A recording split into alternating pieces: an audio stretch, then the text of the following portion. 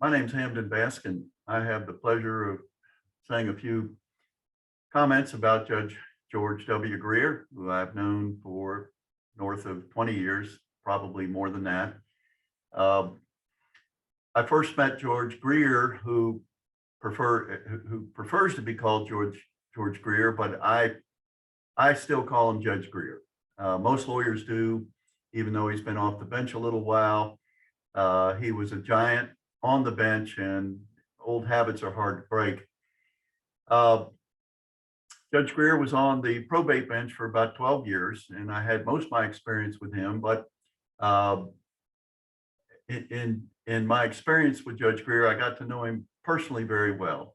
I tried innumerable cases to Judge Greer, had countless hearings, and I certainly began to know Judge Greer as a person and not simply a man in a robe. That began early in my career. When you appear before Judge Greer, he has a way of making you feel like you've known each other for years. That's just kind of the way he carries himself. He makes you very comfortable right away. I certainly didn't win all my hearings or trials with Judge Greer, but I can say that clients and parties left his courtroom feeling that they had a fair shake, that it was not based on favoritism of lawyers or parties. It was strictly on the law. And his experience, obviously, with the Shivo case would be a great example. The concern of young lawyers in appearing before a court against lawyers that have been doing this for 30 years or more is that, you know, a senior lawyer comes in, am I going to get a fair shake? And certainly Judge Greer could care less about who the lawyer was or how long they've been practicing. The issue is with Judge Greer, what is the law? And his expectation was excellence. He wants the lawyers to come in prepared, which we did. He also expected us to pretty much resolve anything that we didn't need a circuit judge to resolve. Open your file, find out what you agree on, and then bring me the tough issues. That's what I'm paid to do. And so he kind of developed that and it trained me, and that's the way I've carried myself in my practice. He certainly didn't like anybody to hide the ball. And if he found that somebody was hiding the ball, so to speak, he'd call you out on it pretty quick. I did get to know him fairly personally, as I indicated. Somehow, through conspiracy with my staff, he found out that I had not had a colonoscopy, and I was 50 years old at the time. And he knew how important they were. And so he apparently conspired with my staff to make the appointment. But more than that, he announced to me when I went into a hearing, unbeknownst that all this had been done behind my back, that he would not issue any more fee orders in my favor until I had had that procedure. I promptly got that done.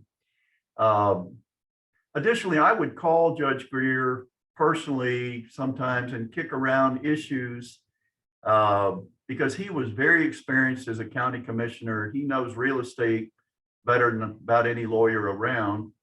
And I recall one question. I had a client that had a number of warehouses in the city, and they had rusty metal roofs. The roofs were all fine. They held water, or they were completely waterproof. And I said, you know, Judge, it's going to cost client $100,000. This case will never come in front of you, but I just can't believe that they're going to have to do this. And he said, well, have you noticed any other rusty roofs in town? I said, well, I don't know. He says, well, you might want to drive around and find some, if there are any.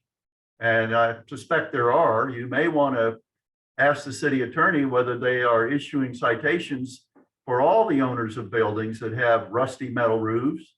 And if so, you'll gladly comply, but, you know, let them know that your expectation would be that everybody got a notice. So I wrote that letter and never heard back. They never contacted my client again. And I think there were at least 30 or 40 other rusty roofs in this particular municipality. Judge Greer has moved into the realm of mediation, and that's what he is doing now. And he brings all the qualities of his being a circuit judge to his practice as a mediator. And what we know is that mediation is the only reason we can dispense all of the cases that need to be dispensed and adjudicated, because there's just not enough time on the circuit court bench calendars to handle all the cases. So mediation is critical, and he began to mediate a year, I think, after he left the bench, and his dance card got immediately filled up. He became the go-to mediator in my practice area, and I know he did family law and other areas. He also mediates complex arbitration issues, real estate issues. But in my practice, I bet I've had over 50 or 75 mediations with him, and I'd say he's batting about 95%. And these are tough cases. These are very difficult cases. And he can't come in and tell a lawyer, you've got no case. That's not what a mediator can do. So what he does is ask tough questions. And he poses questions in a way that is non-offensive, but one that goes right to the heart of the issue. He also can kind of let you know how your client is going to be perceived by the judge should you go to trial. Remember one particular case, will contest. The Florida son had created the will on a computer with his dad, had taken his dad to the court clerk's office to get it witnessed, and then kept possession of it. And it cut out my client, who was the Pennsylvania son. So I get this case and I'm thinking it's a slam dunk.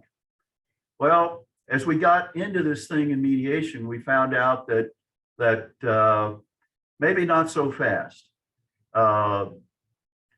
My client had promised to come down every 3 months and spend a month with dad to give the Florida son a break, who was taking care of dad. And my client never did it.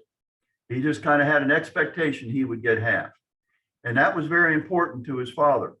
So probably not a great thing. And Judge Greer came in and saw us, and after he had been in the other room, and he said, well, I understand you hadn't come down to see your dad like you promised. How are you going to answer the question that's going to be posed to you? Why you didn't come down, why you'd promised your father you'd come down to give his other son a break.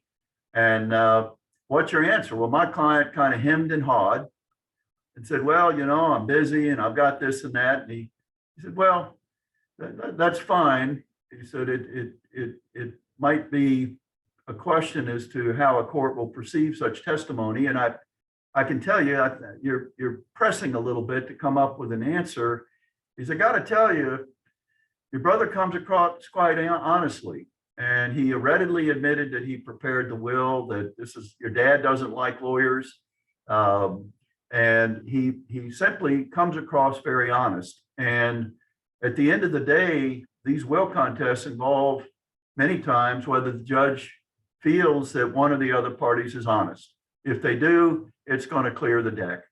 And so you might want to give that some consideration. And so we ended up settling the case, but not nearly on the terms that we thought. But it was just a real wake-up call. And it's just one of those things Judge Greer brings to mediation, the way it might be perceived from the bench, that's so helpful.